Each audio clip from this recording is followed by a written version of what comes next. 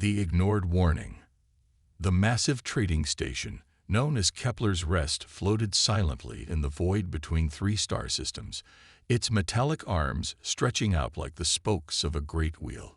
Ships from dozens of different species docked at its ports daily, bringing goods, news, and occasionally trouble from across the galaxy. Today was no different, except for the small human vessel that approached the main docking bay with unusual caution. Captain Elena Vasquez stood on the bridge of the merchant ship Terra's Hope, watching the alien traffic controllers guide her vessel into position. Her crew of 30 had been making this trading run for 2 years now, but she never got used to the suspicious looks they received from other species. Humans were still relatively new to galactic commerce, and most aliens seemed to view them as either harmless curiosities or potential threats to be monitored. The docking clamps engaged with a metallic thud, and Elena felt the familiar shift in gravity as the station's artificial field took hold. Through the viewport, she could see the busy marketplace beyond, filled with creatures of every imaginable shape and size. Some walked on legs, others floated in environmental suits, and a few moved through specialized tubes filled with their native atmospheres. "Captain, we're cleared for standard trading protocols," announced her first officer, Lieutenant James Park. "Station Administrator Molsen wants to meet with you personally before we begin unloading cargo." Elena nodded, adjusting her blue merchant captain uniform. These personal meetings had become more common lately, and she suspected it had something to do with the growing tensions between various alien factions. Humans had been careful to maintain neutrality in galactic politics, but their rapid expansion into new trade routes was making some species nervous. The station's interior was a marvel of engineering, with corridors wide enough to accommodate the largest alien species while maintaining atmospheric controls for dozens of different environmental needs.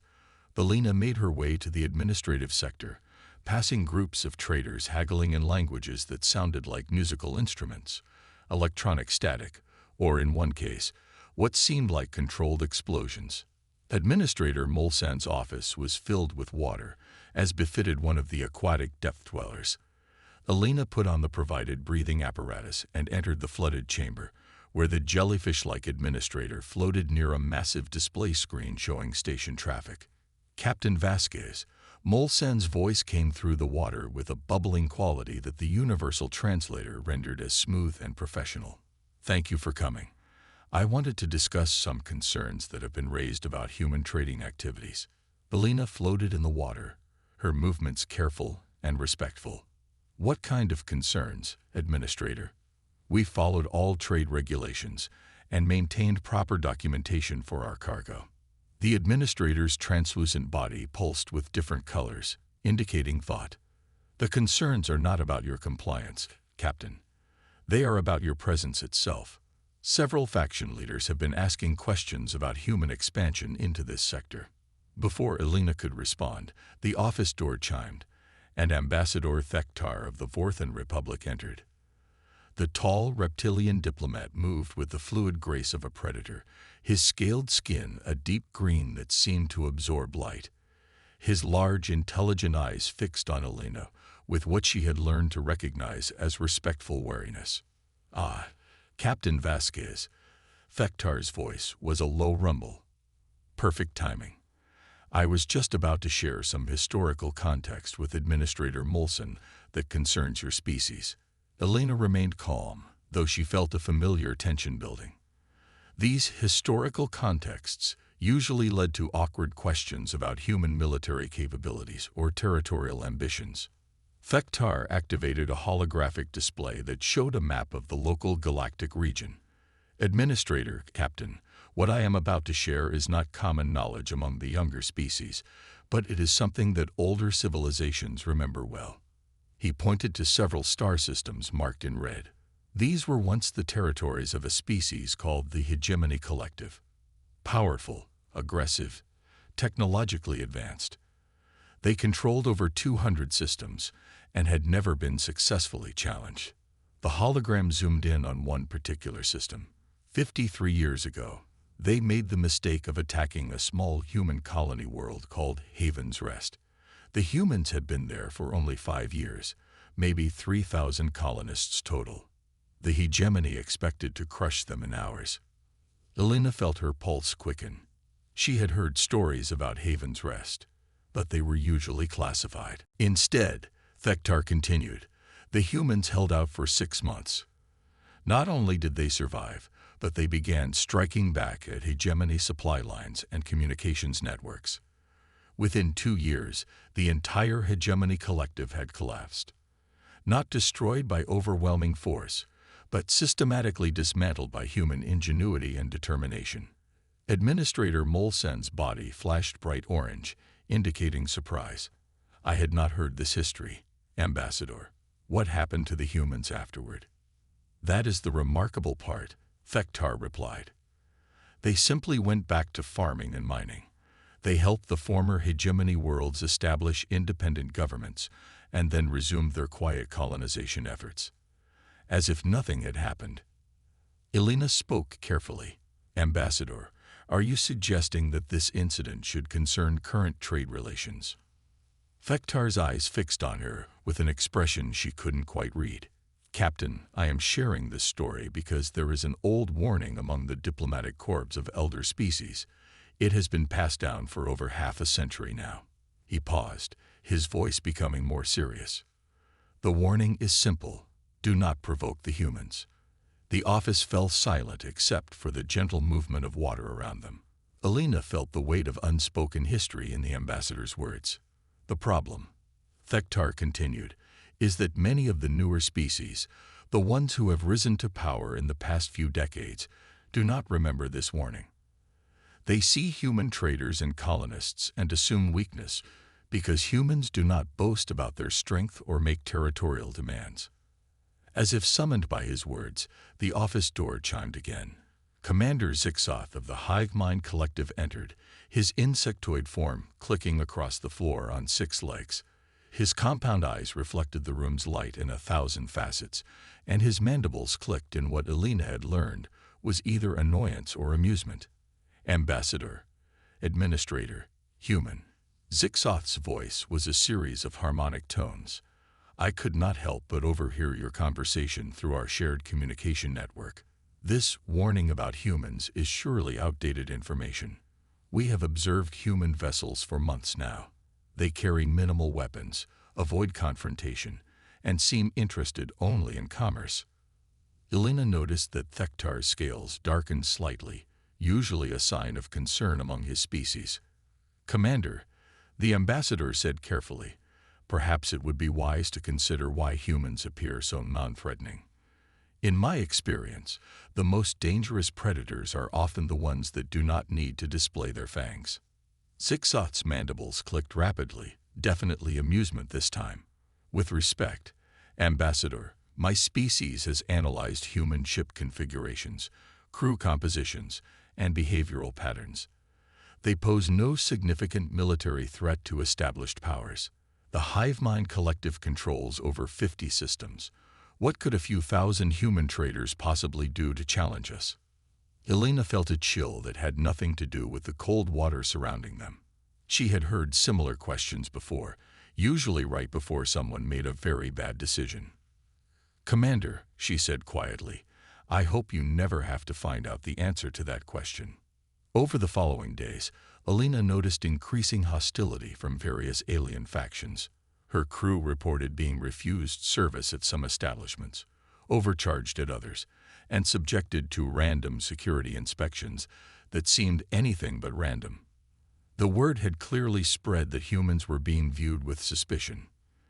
The situation escalated when Elena received an emergency communication from Captain Rodriguez of the medical supply vessel Mercy's Flight. His ship had been attacked by what appeared to be Vorthan pirates while carrying critical medical supplies to a plague-stricken mining colony.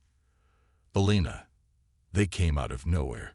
Rodriguez's voice was strained. 3 ships, military-grade weapons. They disabled our engines and started demanding we surrender our cargo. When we tried to explain it was medical supplies for plague victims, they said humans had no business in this sector. Elena felt something cold settle in her stomach. Anyone hurt, Miguel?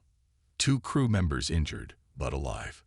The real problem is they're demanding we abandon the ship and transfer to their custody for questioning about human territorial expansion. Elena, I don't think they plan to let us go. That night, Elena drafted a message that would be sent to every major alien government, trade organization, and military command in the sector. She kept it simple and respectful, but made sure the meaning was absolutely clear.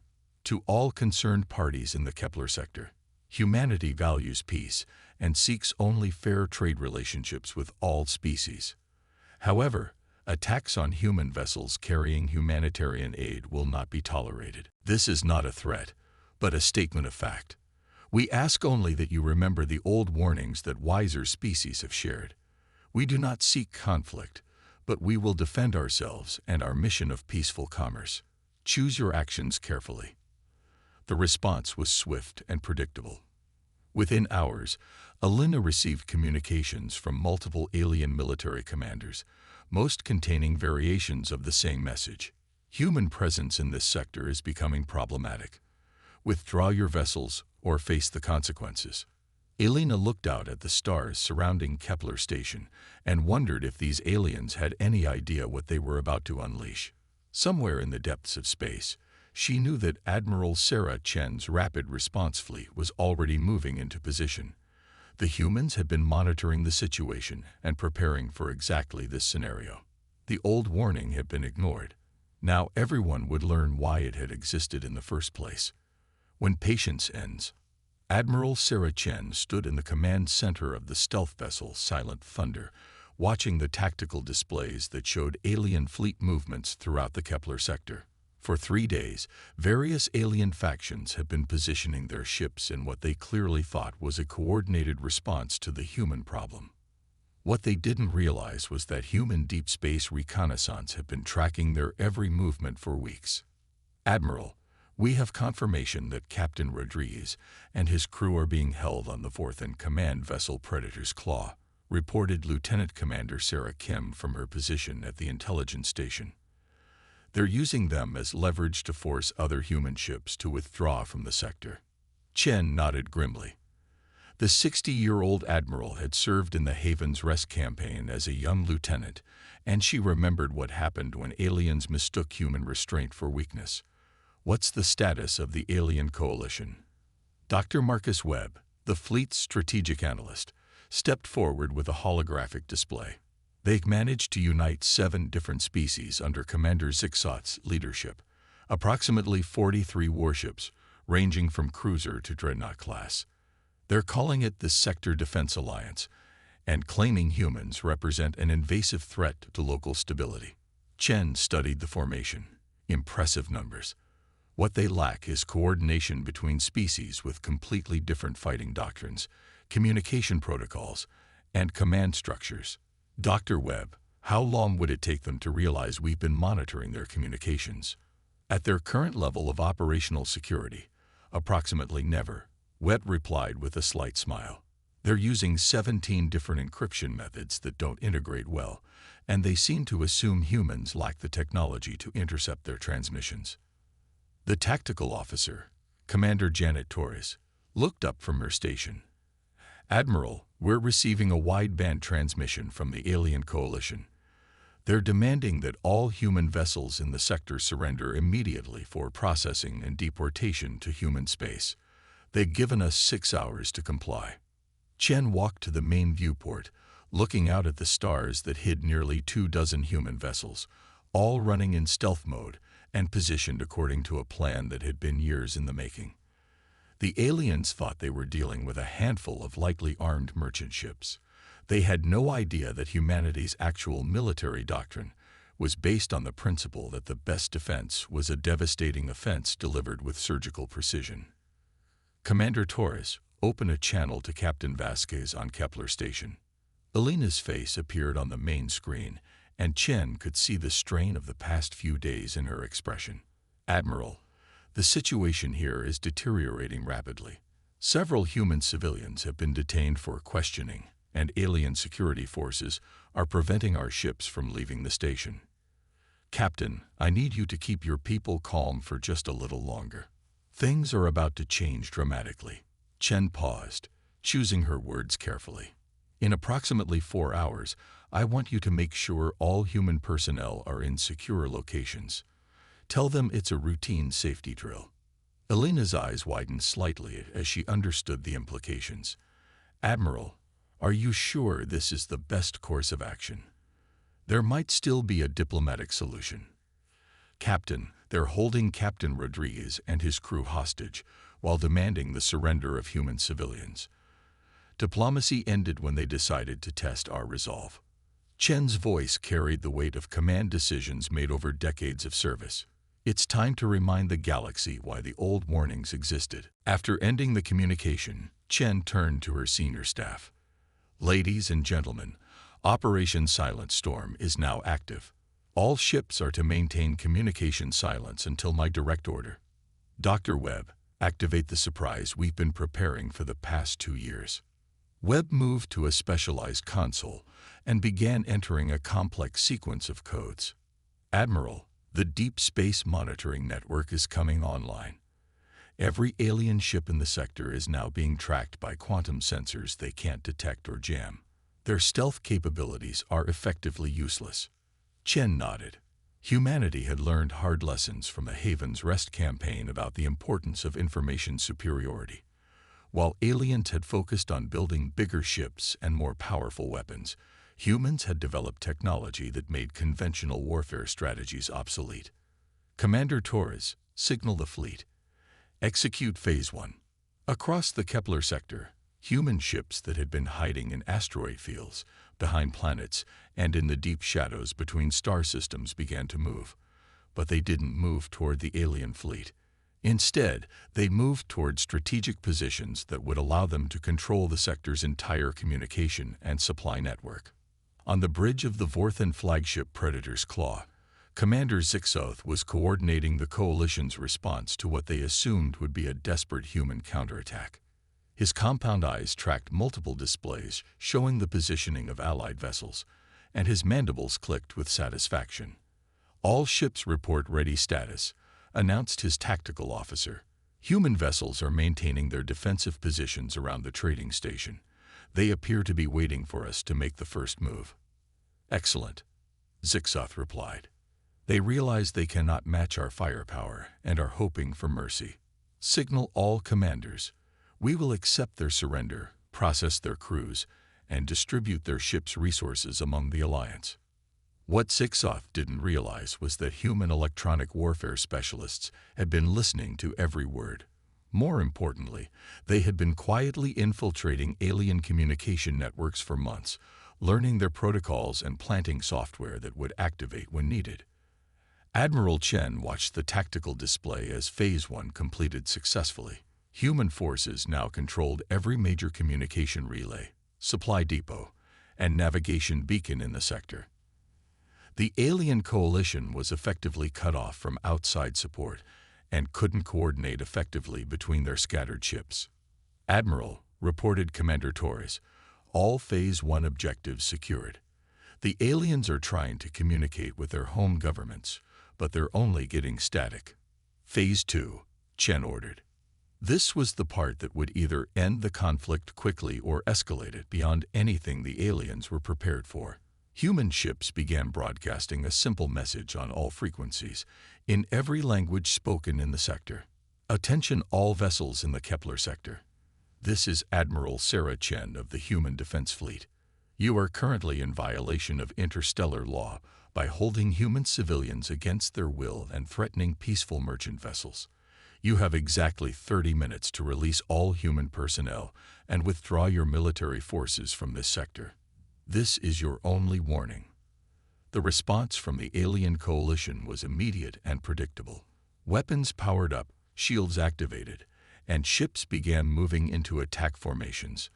Commander Zixoth's voice came across all channels, his harmonic tones filled with what humans had learned to recognize as aggressive confidence. Human Admiral, you are outnumbered 43 ships to approximately 6 merchant vessels. Your demands are rejected. Surrender immediately, or face the consequences of your arrogance. Chen looked at Dr. Webb, who nodded grimly. Admiral, They've made their choice.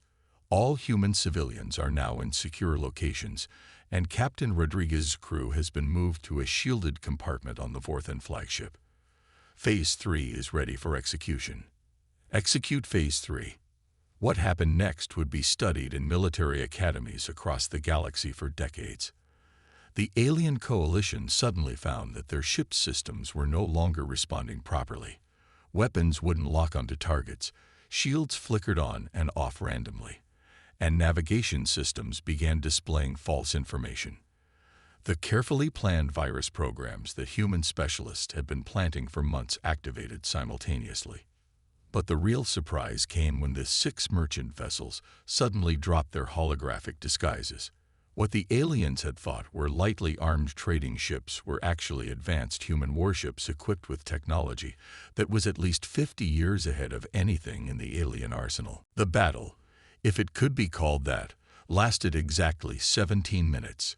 Human ships used precisely targeted electromagnetic pulse weapons to disable alien vessels without causing casualties. One by one, the 43-ship coalition found themselves floating helplessly in space, their crews unharmed but their ships completely powerless. Admiral Chen opened a communication channel to the entire alien fleet. "Commanders, you have just experienced a demonstration of why there is an old warning about provoking humans. We could have destroyed every one of your ships, but we chose not to. This is not because we lack the capability, but because we prefer peace to war." She paused, letting her words sink in. "However, if you ever again threaten human civilians or attempt to prevent peaceful human commerce, you will discover that our patience has limits."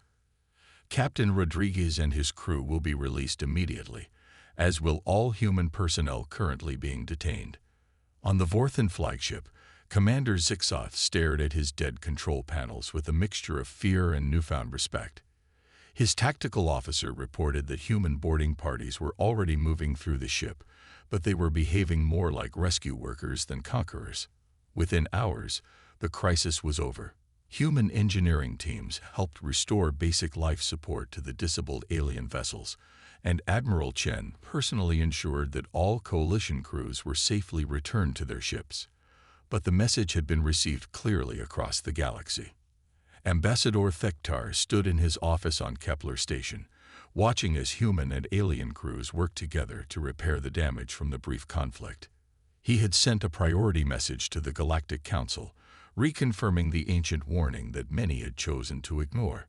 "Do not provoke the humans," he wrote in his report. "They do not seek conquest or domination.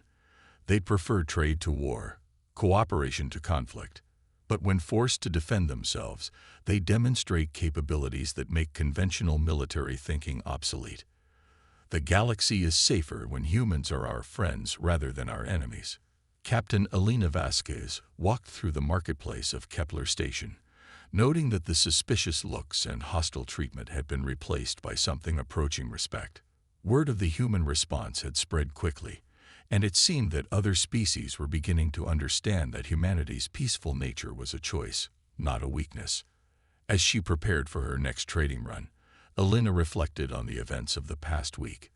The old warning had been ignored, and everyone had learned why it existed. But more importantly, they had also learned that humans were willing to show mercy even when they held overwhelming advantage. The galaxy was a dangerous place, filled with species that often chose conflict over cooperation. But now everyone understood that there was one species that preferred peace but was fully prepared for war. The warning was clear, and this time, it would be remembered.